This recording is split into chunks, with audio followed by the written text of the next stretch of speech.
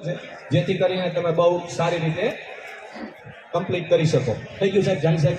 હવે જાની સાહેબ ત્યાંથી આ માઇક ઉપરથી તમારું નામ બોલશે, એમણે આવવાનું છે. આપણે નાનાથી ચાલુ કરવું, મોટાથી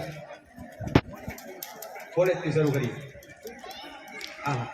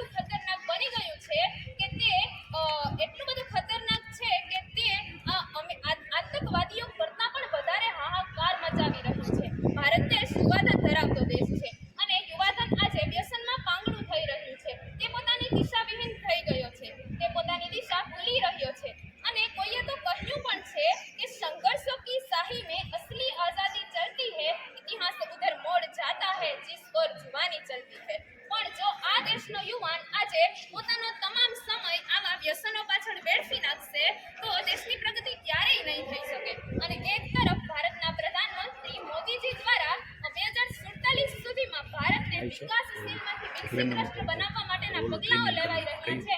તો બીજી તરફ ભારત દેશનો યુવાન આજે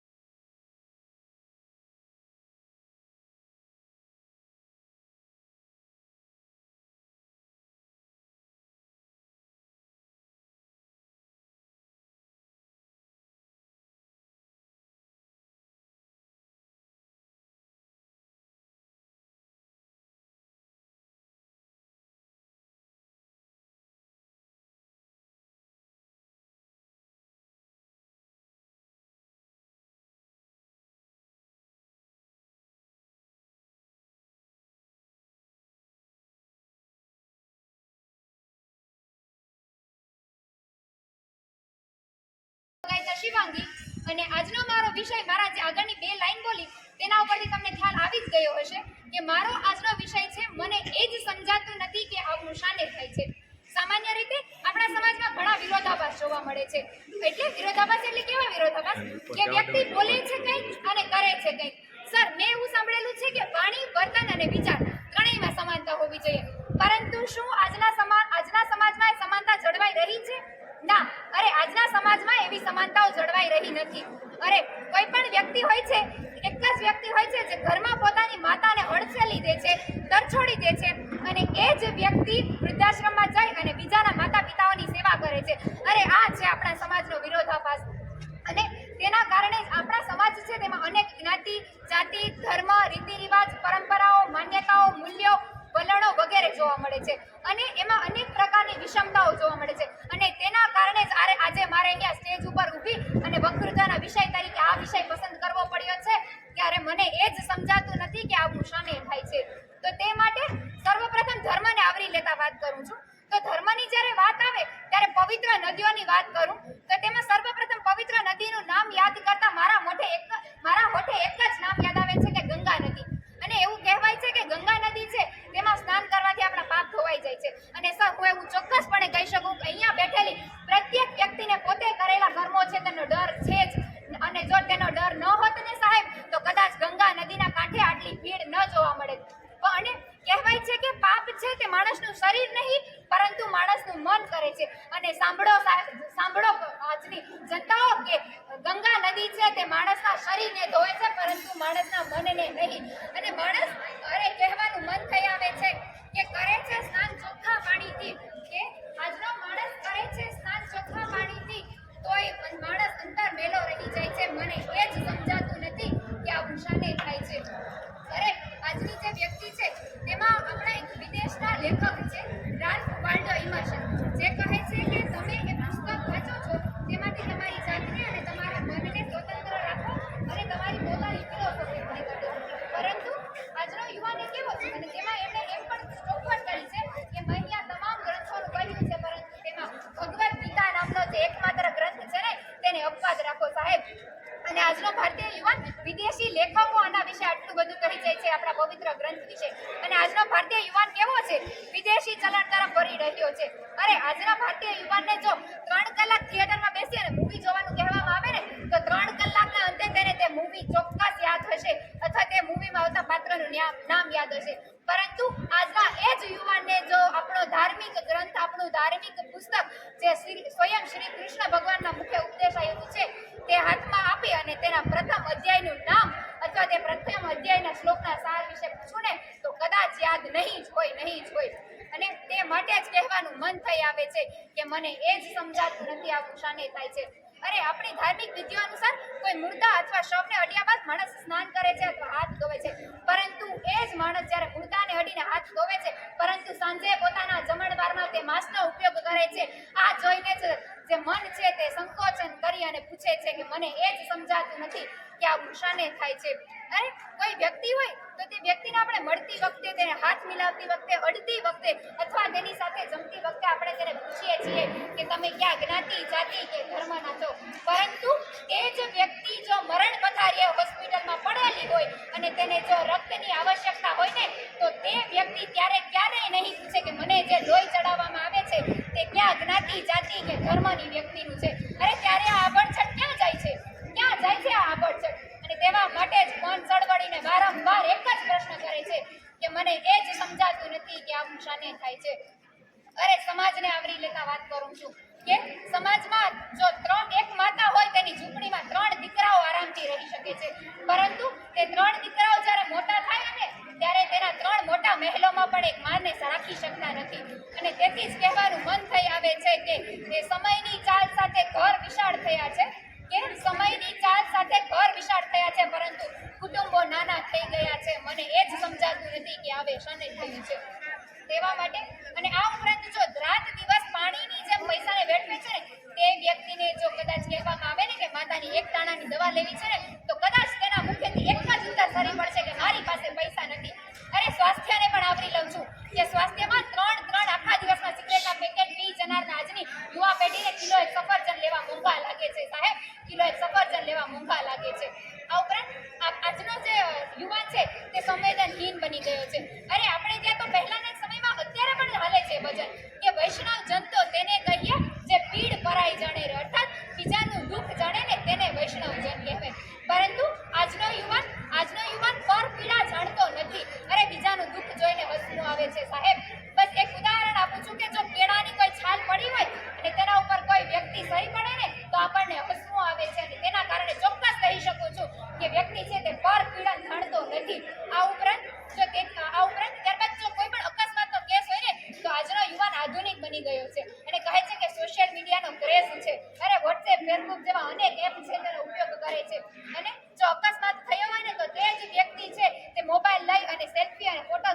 ઇન્સ્ટાગ્રામ અથવા સોશિયલ મીડિયાના ગમે તે પ્લેટફોર્મ પર વાયરલ કરશે, પણ તે એવું નહીં વિચારે કે હું તેની મદદ કરું. બસ તેના કારણે જ કહી શકું છું કે આજનો જે યુવાન છે તે પરપીડન વૃત્તિ ધરાવતો નથી, અને તેના કારણે જ આ બધું આજે જોવા મળે છે. અને તેથી જ મન સળવળી ઉઠે છે કે મને એ જ સમજાતું નથી કે આવું શાને થાય. જ્યારે લાગણીઓની આટલી વિરુદ્ધતા જોવા મળે છે આજના સમાજમાં, અરે આધુનિકતાની વાત જીવી જાય છે. અરે સાચું છું આ સંબંધોને ખૂબ જતનથી છતાં પણ કાચની માફક તૂટીને એ વિખરાઈ જાય છે. અને વૃક્ષોના પાન જેટલા સંબંધો બાંધ્યા હતા પણ હવે આ સમાજમાં ફક્ત એટલું રહી જવાય છે. અરે કોઈ ખૂબ જ સખત મહેનત કરી જીવન ઉજાગર કરી જાય છે, નામ કમાય અને પોતાના મા બાપનું નામ રોશન કરી જાય છે. હું પણ કરું છું પ્રયત્નો, છતાં સફળતા મળતા રહી જાય છે. અરે અથાગ પ્રયત્નો કરવા છતાં પણ આ નિષ્ફળતા આવી અને મને ભેટી જાય છે. મને એ જ સમજાતું નથી કે આવું શાને થાય છે. અરે જીવન જીવવાનો સાહસ કરું છું છતાં નિરાશા, અંધકાર અને એકલતા વમળોની જેમ મારી આસપાસ વીંટળાઈ જાય છે. અને શું છે આ જીવનનો સાર, કે શું છે આ માનવ જીવનનો સાર, એ વિચારતા મન વિચિત્ર રીતના ગૂંચવાઈ જાય છે. મને એ જ સમજાતું નથી કે આવું શાને થાય છે. મને એ જ સમજાતું નથી કે આવું શાને થાય છે. બસ.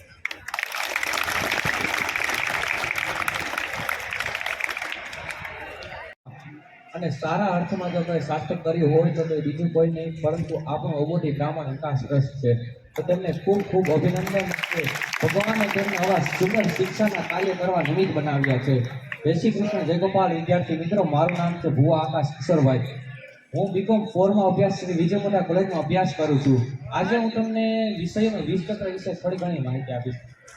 આપણી જૂની પુરાણી કહેવત છે કે નશો નોતરે નાશને. આ જે ખૂબ વધુ પ્રમાણમાં પ્રચલિત છે. અટાણે ઠેર ઠેર વ્યસન જોવા મળે છે. બધા વ્યક્તિઓ, યુવાન હોય, વૃદ્ધ હોય કે આ દેશનું આવનારું ભવિષ્ય હોય, તે બધા વ્યસન કરતા જોવા મળે છે. આપણે બધા સારી રીતે જાણીએ છીએ કે વ્યસન કેવા નુકસાન થાય છે, છતાં પણ આજનો યુવાન તેને પાછળ ગાંડો દૂર થઈ રહ્યો છે અને વ્યસન કરી રહ્યો છે. એક પંક્તિ કહું કે દેવોને પણ દુર્લભ મળ્યો છે તમોને માનવ દેહ અદ્ભુત. દેવોને પણ દુર્લભ તમોને મળ્યો છે માનવ દેહ અદ્ભુત. તો સાને પાન પાકી બીડી જેવા વ્યસનોથી તમે બોલાવો વહેલો યમદૂત. ઉપરોક્ત પંક્તિમાં એમ કહેવામાં આવે છે કે ભગવાન પરમ કૃપાળુ પરમાત્માની અસીમ નથી રાખ્યું. કેમ કે 5 લાખની ગાડીનું એન્જિન ખરાબ થઈ જાય. તો મિત્રો, એમ તો વિચારો, તમે કોઈથી વિચાર કર્યો કે વ્યસન એ આપણે મોઢામાં જવાથી આપણે અત્યારે આપણે છાપામાં અને સમાચારમાં એક જ વસ્તુ જોઈ રહ્યા છે કે બધા દેશો પોતાની પ્રતિષ્ઠામાં કહે છે, પોતાના ગર્વ અનુભવતા કહે છે કે અમે કેવા ભયાનક, કેવા વિનાશકારી પરમાણુ બોમ્બનું નિર્માણ કર્યું છે. ગોળ વિના મોડો કંસાર અને માતા વિના સૂનો સંસાર. જેમ ગોળ કંસારમાં નથી પડતો ને તો તે મોડો લાગે છે, તેવી જ રીતે જેના જીવનમાં માતાનું મૂલ્ય નથી ને તેનું જીવન પણ સૂનું સૂનું લાગે છે. હા, મેં કદી મારા ભગવાનને નથી જોયા, પરંતુ મને આશા છે કે તે ભગવાન મારી માતા જેવો જ હશે. કોઈ પણ વ્યક્તિએ જીવતા સ્વર્ગ નહીં જોયું હોય. જોયું છે? નહીં ને? મેં જોયું છે મારા માતાના ચરણોમાં. જે માતાની આગળ ઝૂકે છે ને તેને દુનિયાની કોઈ પણ તાકાત ઝુકાવી નથી શકતી. માં પોતાના બાળકને જન્મ આપે છે, તેનું પાલન કરે છે, તેનું પોષણ કરે છે, તેની ખૂબ સેવા કરે છે. અને બાળક જ્યારે મોટું થાય ને ત્યારે તે શાળાએ જાય છે અને માતા એક જ ચિંતા કરતી હોય છે, મારું બાળક સુખી તો રહેશે ને, તેને કઈ ચિંતા તો નહીં થાય ને. જ્યારે બાળક રમકડા લેવાની જીદ કરે છે ને ત્યારે માતા તેમને મનાવી અને રમકડા લઈ દે છે. જ્યારે બાળક મોટો થાય અને વિદેશ અભ્યાસ કરવા માટે જાય છે ને ત્યારે પણ માતાને તેની ચિંતા થતી હશે, મારું બાળક સુખી તો રહેશે ને. અને જ્યારે તે બાળક વિદેશથી પાછો આવે છે ને ત્યારે તે માતાને પોતાના ઘરમાંથી ધક્કો મારી અને બહાર કાઢી મૂકે છે અને કહે છે કે હા, હું આવી ગયો તો શું થઈ ગયું, અને માતાને ઘરની બહાર કાઢી મૂકે છે. માતા રડતા રડતા કહે છે, બેટા આમાં મારું શું વાંક છે, શું કામ તું મને કાઢે છે. ત્યારે તે છોકરો પોતાની માતાને કાઢી મૂકે છે. અને ભારતનું ભાવિ ભવિષ્ય એવા વિદ્યાર્થીઓને મારા સત નમન. આજે હું મહેનત વિશે થોડું કહીશ તો આપ સૌ શાંતિથી સાંભળો એવી મારી નમ્ર વિનંતી. મહેનતના ફળ હંમેશા મીઠા હોય છે, અર્થાત કે પિત્તળના વાસણને આપણે જેમ ઘસીએ તેમ તે વધારે ને વધારે ઉજળા બને છે. તેવી જ રીતે માણસને પણ આળસથી કટાઈ જવા કરતાં મહેનતથી ઘસાવવું વધારે સારું હોય છે.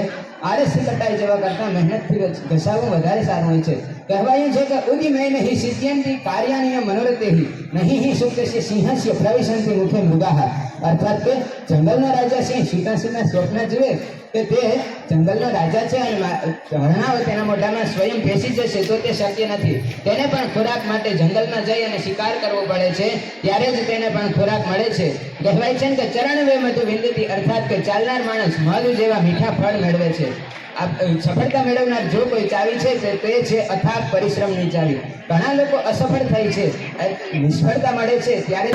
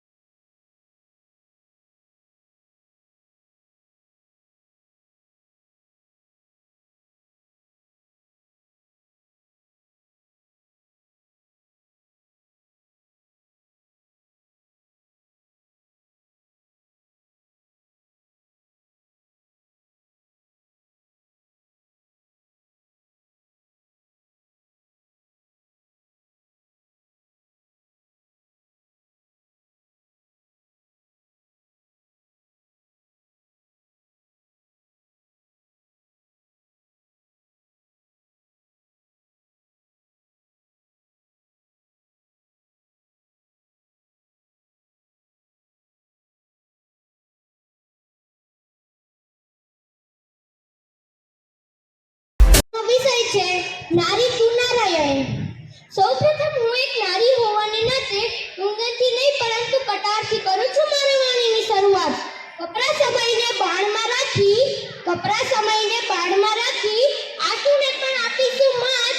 નારી છું પણ નારાયણી જગમાં કરશે નારીની સૌ કોઈ વાત. નારી એટલે દરેક ઘરની ગૃહલક્ષ્મી, નરનું સર્જન કરનાર, નર વિશેષ આપનાર. આજે આગેવાનો વીરો, ક્રાંતિવીરો સફળ થયા છે ને તે એક નારી થકી જ થયા છે. બાળકોના જીવનના ગટરના લાલન પાલનથી માંડીને જીવન કેવી રીતના જીવવું, તેને સાહસિક કેવી રીતના બનાવવું, તેમાં એક નારીનો અમૂલ્યવાન ફાળો છે. પોતાના જીવને જોખમમાં મૂકી જ્યારે તે નવા જીવને જન્મ આપે છે ને ત્યારે તેને જરૂર હોય માત્ર પ્રેમ, હૂંફ અને લાગણીની. જ્યારે તમને તે પણ ના મળે ને ત્યારે અળંગમન સ્ત્રી કદી હાર માનતી નથી. પ્રાચીન સમયથી જ નારીને દેવી તુલ્ય માનવામાં આવતી હતી. સીતા, ગીતા અને કુંતલની સંસ્કૃતિ છે. ભારતની આ સંસ્કૃતિ વિશ્વ વિખ્યાત છે. પાયામાં જેટલું પુરુષ જાતિનું મહત્વનું યોગદાન છે ને એટલું જ સ્ત્રી જાતિનું પણ છે. એ આપણે ન ભૂલવું જોઈએ. મહાન સન્નારીનો યાદ કરીએ તો લક્ષ્મીબાઈ, મીરાબાઈ, કલ્પના ચાવલા, સુનીતા વિલિયમ્સ, કિરણ બેદી દેશ અને દુનિયાના દ્રષ્ટાંતે લઈ શકે તેવા ઉન્નતિના શિખરો તેમણે સર કર્યા છે. મિત્રો, પૈસાથી તો બધું જ ખરીદી શકાય, પરંતુ પ્રેમ અને વાત્સલ્ય કદી નહીં ખરીદી શકાય. એટલે જ પ્રભુએ પ્રેમ અને વાત્સલ્યને એક નારીને આપ્યું છે. એટલે જ મર્યાદા પુરુષોત્તમ રામની સાથે એ સીતા અને કૃષ્ણની આગળ એ રાજા. નારી વગર તો ઘરની કલ્પના કરવી પણ મુશ્કેલ થઈ શકે છે. ગર્વની વાત છે કે આપણા મોદી સાહેબ દ્વારા શરૂ કરવામાં આવેલ બેટી બચાઓ બેટી પઢાઓ અભિયાનની જાગૃતતાથી ના કારણે દીકરાઓ કરતાં દીકરીઓની સંખ્યા વધી છે અને ભ્રૂણ હત્યા ઘટી છે. પણ હૃદય આજની બનતી ઘટનાઓથી વ્યાકુળ બનતું જાય છે. ક્યાં સુધી ગ્રીષ્મા જેવી દીકરીઓ મોતનો શિકાર બનતી રહેશે? ક્યાં સુધી સુધા રાદડિયા જેવી દીકરીઓ ધમકી ભર્યા ફોનથી અગ્નિ સ્નાન કરતી રહેશે? ક્યાં સુધી નિર્ભયા જેવી દીકરીઓ फिर कई રીતના પી ખાતી રહેશે. ક્યાં ખોવાય છે નારીની સલામતી? ક્યાં ખોવાય છે નારીની સલામતી? જે દેશ નારીને શક્તિને પૂજે છે એ જ દેશ નારી માટે એટલો અસુરક્ષિત કેમ માનવામાં આવે છે? શક્તિ સશક્તિકરણ આ શબ્દ કાનમાં ખૂંચે છે. સ્ત્રી તો શક્તિનું સ્વરૂપ છે, તેને બહારથી કોઈ શક્તિ આપવાનું છે. અરે સ્ત્રી તો ભારેલો અગ્નિ છે, તેને થોડી વાર આપવાની જરૂર છે. કોઈકે જ્યારે કીધું છે કે મહિલાઓએ પુરુષની સમોવાળી થવાનું છે. આ કેવી રીતે? આ શક્ય જ કેવી રીતે થશે કે મહિલાઓને પુરુષની સમોવાળી થવાનું છે? કારણ કે હિન્દુ શાસ્ત્ર પ્રમાણે જો ધર્મના સૌથી કોઈ મોટા દેવ હોય ને તો તે વિષ્ણુ, બ્રહ્મા, વિષ્ણુ અને મહેશ. આ ત્રણ દેવની આગળ દુનિયાનો કોઈ દેવ નથી. જો તો સાહેબ યાદ રાખજો કે જ્યારે બ્રહ્મા, વિષ્ણુ અને મહેશને જ્યારે વિદ્યાની જરૂર હતી ને ત્યારે તે માં સરસ્વતી પાસે જતા હતા, અને જ્યારે તેમને ધનની જરૂર હતી ને ત્યારે તે માં લક્ષ્મી પાસે જતા હતા, અને જ્યારે તેને શક્તિની જરૂર હતી ને ત્યારે તે માં કાળી પાસે જતા હતા.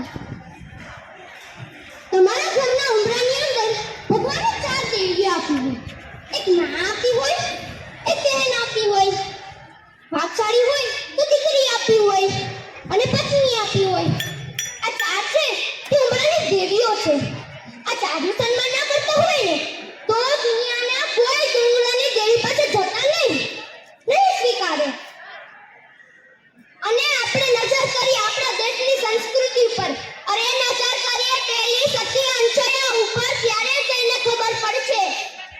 ત્યાં ત્રણેય દેવ તેમની પરીક્ષા કરવા જતા હતા.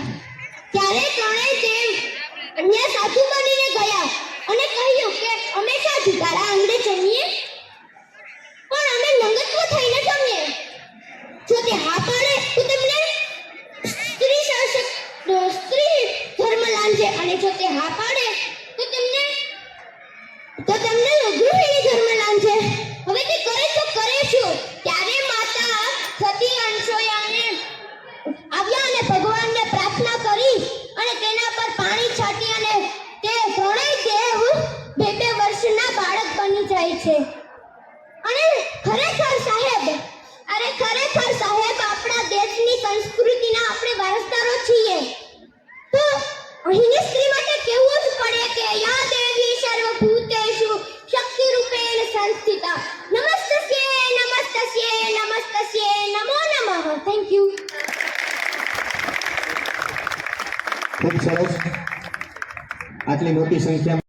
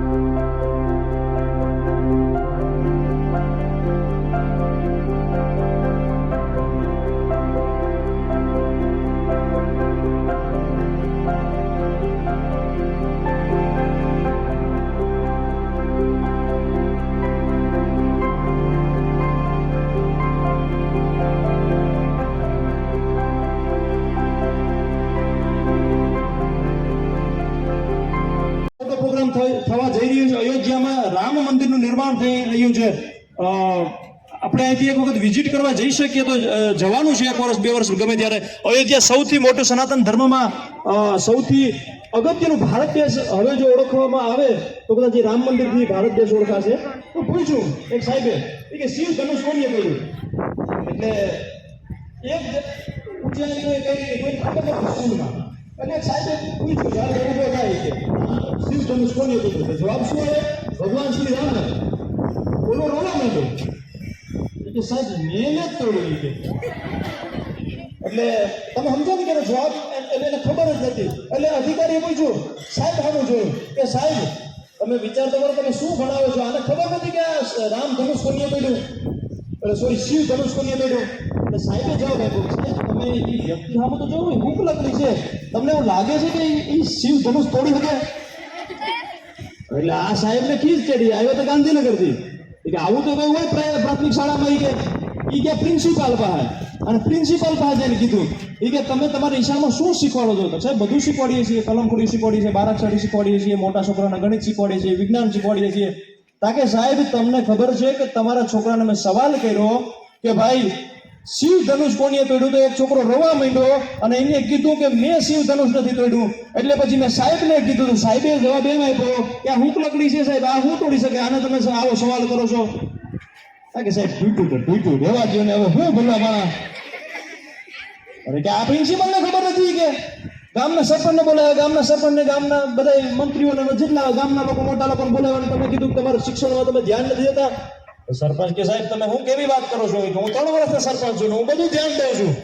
હોય કઈ કે તો કે સાહેબ તમને મેં આને સવાલ કર્યો કે શિવ ધનુષ કોને તોડ્યું તો ખબર નથી કે. કે સાહેબ તૂટ્યું તો તૂટ્યું, કેટલા રૂપિયા ભાઈ બોલો, હું ખોટા તમે કે લઈ પી જાવ છો? કે તૂટ્યું તો તૂટ્યું યાર, અમારા ગામના પ્રશ્ન તમે હું કામ આગળ લઈ જાવ છો? એટલે આની એક ખીચ ચડી, આની શિક્ષણ અધિકારીને લખ્યું, ગાંધીનગર લેટર લખ્યો કે ભાઈ આ સ્કૂલમાં કોઈને ખબર નથી કે શિવ ધનુષ કોને તોડ્યું. અને ગાંધીનગર ટીમ રચો અને સ્કૂલમાં મોકલો, ગામમાં મોકલો, ખબર પડે આ શું છે. એટલે આ ગાંધીનગરમાં મીટિંગ થઈ, ગાંધીનગર વાળા વિચાર ન કરવા ગયા. એટલે આવી તો આપણે કોઈ ગ્રાન્ટ નથી આપી શિવ ધનુષ કહી કે મતલબ ગ્રાન્ટ આપીને સ્કૂલમાં શિવ ધનુષ આપણે આપીએ તો તૂટે નહીં કે. એક કમિટી રચવામાં આવી અને કમિટી રચી અને ગામમાં મોકલવામાં આવી અને ખબર કરવામાં આવી. છેલ્લે રિપોર્ટ એ મોકલો કે ભાઈ આવું કોઈ શિવ ધનુષ આપણે પ્રાથમિક શાળામાં મોકલ્યું જ નથી. એટલે તૂટવાનો કોઈ સવાલ પેદા જ નથી થતો. એને રિપોર્ટ કર્યો અને ત્યાંથી પછી મંજૂર થઈ, ગ્રાન્ટ મંજૂર થઈને બધા ત્યારે કાર્યક્રમ પૂરો થયો છે, પૂરો થવાના આરે છે. ત્યારે હવે એવું થાય છે કે આ કાર્યક્રમ તો એક વખત શું 2 વખત કરવો હોય, વર્ષમાં 10 વખત કરવો હોય તો આપણે કરી શકીએ. અને મિત્રો એની સિદ્ધિ, એનું માન, એનો યશ એ તમને છે.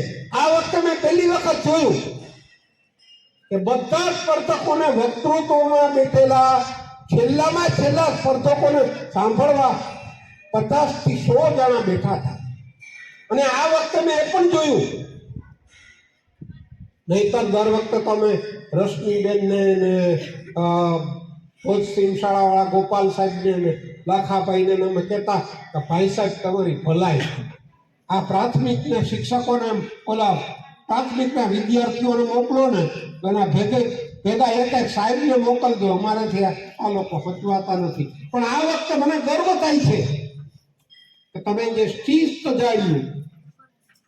અને મિત્રો જીવનમાં શિક્ષણ કરતા વધારે મહત્વ સંસ્કારનું છે. શિક્ષણ હશે પણ સંસ્કાર નહીં હોય તો એ શું કરશે એનો મારે કોઈ દાખલો નથી આપવો. તમને ખબર છે, એક છોકરો નાનો હતો, ધૂળ ખાતો હતો. એટલે એના મા બાપે ડૉક્ટરને વિશિષ કરીને કહ્યું કે આ છોકરો ધૂળ ખાય, એની કેલ્શિયમની ગોળી આપે કે કેલ્શિયમની ખામી હશે. તોય છોકરો ધૂળ ખાતો હતો. ડૉક્ટર કે ભાઈ હવે મારું કામ નથી, હવે કંઈક બીજે બતાવો. એટલે મા બાપને જ્યોતિષીને બતાવવા દે ને. જ્યોતિષીને બતાવ્યું. જ્યોતિષીએ કહ્યું, ઓહો આ છોકરો ધૂળ ખાય, અને તમે રોકી નહીં શકો, આ તો મોટો થઈને તો રસ્તાના રસ્તા ખાઈ જાય. ભાઈ આ સંસ્કાર વગરનું શિક્ષણ એ આ જ કરશે. ભ્રષ્ટાચાર આજે ક્યાંથી આવ્યો છે? સંસ્કાર વિનાના શિક્ષણમાંથી. આજે ડોક્ટર રૂપિયા પાછળ આંધળો થઈ અને દર્દીને વેતરી નાખે છે. શા માટે? બોલતા હતા ને, ખરેખર લાલજીભાઈ અમારા તો બહુ ધ્રુજે બોલીએ. શિક્ષકમાં નોકરી કરીને નિવૃત્ત થઈ ગયા તો બોલતા નથી આવડતું. છતાં પણ આ બાળકો બોલતા હતા ને ખરેખર આપણી જ્ઞાતિ માટે ગૌરવનું પાત્ર છે. આ બાળકો, આ ભવિષ્યના આ બાળકો છે ને, આપણું ભાવિ કેમાં જોવા મળે? એ બાળકો સ્ટેજ ઉપર પર ખાલી 1 સેકન્ડ માટે બોલે ને, એ અહીં આવીને બોલવું ને એ કેટલું અઘરું છે ને, એ આવે એને ખબર પડે. આપણે દૂરથી તાળું પાડી દે, મારા જેવા એમ બોલી દે કે લ્યો આ 2 મિનિટ માટલીને પાછા ભાગી ગયા. કાંઈ સ્ટેજ ઉપર જઈને હું બોલું ને 1 મિનિટ તો મને ખબર પડે કે ત્યાં જવું ને કેટલું અઘરું છે. ખરેખર કે મારી જ્ઞાતિ છે ને એ મારા માટે ભગવાન છે. શા માટે કે હું આ સ્ટેજ ઉપર જો અત્યારે હોય ને તો મારી જ્ઞાતિ થતી છે, અને આ જ્ઞાતિએ મને એટલી ટોચ ઉપર લઈ ગયા તો જ્ઞાતિને પેલો મારો સંદેશો આપવો જોઈએ. અને રામભાઈ ઢોકરિયા શ્રીમદ ભાગવત સપ્તાહનું જે આયોજન કરી રહ્યા છે, 17 થી 24 તારીખ જે શ્રીમદ ભાગવત સપ્તાહનું જે આયોજન કરી રહ્યા છે, એમાં હું મારા જ્ઞાતિના સર્વ ભાઈઓ બહેનો બાળકો સહિત બધાને મારું હૃદયપૂર્વક આમંત્રણ આપું છું. જો બધાએ છે ને એ સમય ઉપર ના જવું કે હું 4 મિનિટ બોલી શકી, ના બોલાણું, આમ થયું તેમ થયું, એ નહીં. પણ 4-5 વાક્ય બોલવા આપણે ઊભા કરીએ છોકરાઓને ને રડવા માંડે છે. હવે એનાથી એક આગળ વાત કરીએ. અમારા ભાવશ્રી જયેશકુમાર એવો નિયમ રાખ્યો હતો કે પ્રાર્થના પછી દરેક શિક્ષકને થોડીક વાર બોલવાનું. લગભગ આજ મારા રિક્ષામાં આમ થયું હતું, મારું સ્કૂટર ખોટકાણું હતું ને પ્રાર્થના જાય ને એવું કરે. વારા હોય ને તેથી પ્રાર્થના છટકી જાય ને એવું બધું કરે. અને સાથે જેમ અર્જુનને 7 પ્રશ્ન આપ્યો એમ જાની સાહેબ, નિર્ણક અને એમની ટીમ, આ બધાય તથા જ્ઞાતિના આગેવાનો, બાળકો, વાલીઓ, આ ખરેખર પ્રોગ્રામ નથી, એ આપણો કાર્યક્રમ છે. હમણાં સાહેબે કીધું ને કે કોઈને ફોન કર્યા નથી, એટલે ખરેખર તો સાહેબ આમાં ફોન કરવાના જ ન હોય. આપણો પોતાનો પ્રસંગ છે. આપણે ફોન તો જિલ્લા પંચાયત, તાલુકા પંચાયત કે કોઈ મુખ્યમંત્રી આવતો હોય તો એમાં આપણે ફોનની કે કાર્ડની વાત જોઈ જોઈએ. ખરેખર આ તો આપણો જ છે. આપણને ખ્યાલ આવે કે આ તારીખે આ સમયે આ સ્થળ ઉપર તો સામે આવીને અમારે તમને જેગોપાલ કરી અને પૂછવું એટલું જ જોઈએ કે સાહેબ અમારે હું તમને હેલ્પ કરવાની, આજ અમારી ફરજ છે. ખરેખર તો આ 400 કેવીના જેમ સબસ્ટેશન છે ને, ટુકડિયા સાહેબ ને એમની ટીમ છે, પણ એનાથી અંધવારો ના પડે. ગોઠણભાઈ, અંધવારા માટે તો એક બાજુમાં 400 કેવીઓટમાંથી પાવર લઈને 40નો લેબ કે 16નો લેબ, એના દ્વારા જ અંધવારો પડે. આ પાવર આપીને જે અંધવારો પડે છે, તમારા દ્વારા જે અંધવારો પડે, હવે કોઈ પાસે તો પાવર છે. To all of you, my name is Bhagaita Shivangi, and today I'm going to review this event. Okay, so first of all, when our principals have declared that there is a competition in your caste, about Brahmin caste, so I was like, which competition? So he said that there is an elocution competition, essay competition, and general knowledge competition.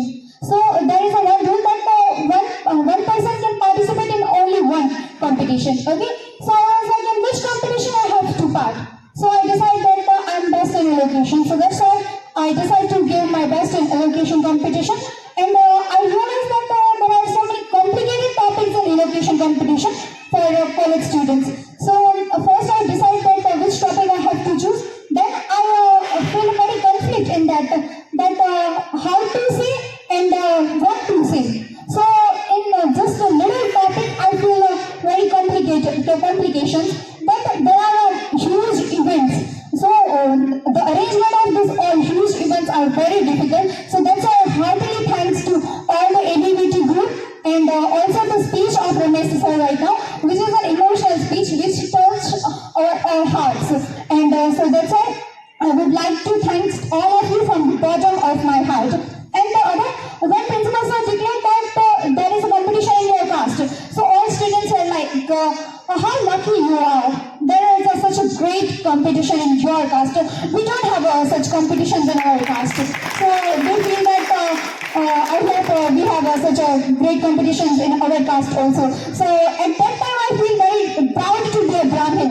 Yes, so that's why I'm lucky to be a part of this caste, and heartily thanks from the bottom of my heart to all the ABVT group. Thank you so much. Welcome, Shubham. Thank you so much. તો આજે હું માત્ર 3-4 મિનિટમાં છે ને આખું મહાભારત તમને સંભળાવી દઈશ અને હિન્દીમાં સંભળાવીશ તો મજા આવશે તમને. सत्य असत्य कलेश कलंक द्वापर युग की कहानी है। हस्तनपुर में बीता वो जो सामने सबके लानी है। 100 पुत्र गांधारी के और कुंती को 6 का वरदान। कुछ पांडव कहलाए और बाकी को मिला कौरव का नाम। दुर्योधन को योजना आई भोजन में फिर विष मिलाया। भीम को मारने की वंशा थी कर सफल न वो हो पाया। आयोजित हुई ऐसी सभा सब वीर हुए थे जमा वहां। भीम ने जो फिर गदा घुमाई तो सम्मोहित था सारा समाज। जाति कुल सम्मान को लेकर कौशल को देने प्रमाण। कर्ण ने अर्जुन को ललकारा सूत पुत्र को मिली पहचान। ऐसा फिर षड्यंत्र रचा जो पांडव वंश का अंत करे। पर विदुर ने उनको बचा लिया कह के पांडव वन प्रस्थान करे। फिर ऐसा संदेशा आया जो न्योता स्वयंवर का लाया। होड़ मची थी वीरों की पर अर्जुन का परचम लहराया। भ्राता और पत्नी सहित घर को अब वो लौट चले। बिन देखे माता ने कहा दिल को भेद चले। शकुनी का प्रपंच सुनो पासों को फेंक चाल पुना। धर्मराज तुझ समझ न पाया राजपाट सम्मान गवाया। दुशासन का दुस्साहस देखो केश पकड़ द्रौपदी को लाया। पलकों को कलंकित करना देख सकाना गोविंद की माया। भीम ने फिर ली प्रतिज्ञा दुर्योधन जंगा तोड़ूंगा। फिर दुशासन को धड़ से अलग निचोड़ूंगा। 12 साल वो बीत चले 13वां था अज्ञातवास। ध्वनि सुनी गांडीव की और युद्ध का हुआ आभास। कृष्ण की सेना कौरव की खुद कृष्ण चले अर्जुन के संग। फिर युद्ध ऐसा छिड़ा जहां भी देखो चारों ओर लहू का रंग छाया। अर्जुन के मन में शंका थी कैसे उन पे प्रतिघात करे। गीता का उसको सार सिखाया धर्म का वो संहार करे। युद्ध का आया वो पहला दिन तीरों की वर्षा होने लगी। भीष्म जो आए सामने तो पांडव सेना भी ध्वस्त थी। दूसरा दिन जब युद्ध का आया अर्जुन ने अपना कौशल दिखलाया। शस्त्रों की टकरार हुई और भीष्म न आगे बढ़ पाया। वरदान मिला था मृत्यु भी इच्छा से हो पर शस्त्र न उठे जब श्रीखंडी सामने हो। खुद ही अपना राज बताया मौत को गले लगाया। अर्जुन के तीरों से सैयद बनी। पितामह को जब प्यास लगी तो वो भी अर्जुन से ही बुझी। जिसको कोई तोड़ न सका ऐसे व्यू की रचना कर दी। तोड़ दिया एक बालक ने उसको उस अभिमन्यु की हत्या कर दी। एक तरफ जलती है चिता और दूसरे संसली है वरदान। युद्ध हुआ ऐसा भीषण तीर चला दूजा। और करण उतरा जो रथ से तो एक तीर हृदय को चीर गया।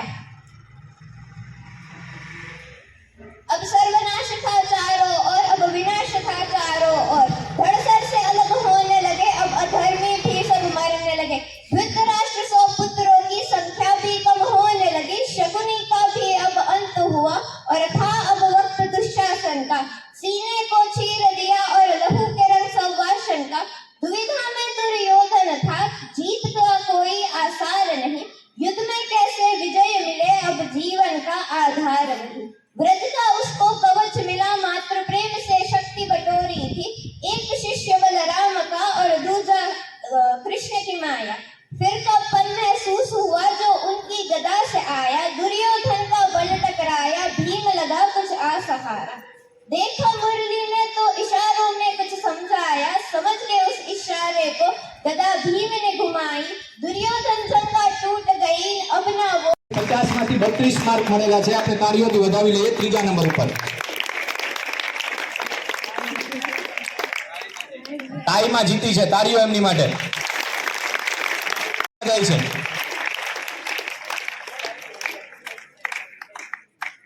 એની પાસે ભુવા ઉર્વશીબેન તાળીઓ એમની માટે. અને વાહે વાહે આપણે આના જેવું પૂરાય ખાવાનું છે. કોલેજમાં અભ્યાસ કરે છે સરકારી કોલેજ રાણાઓમાં. અને રાણાઓનો ટોટલી સરકારી કોલેજનો સાહેબ રમાબેને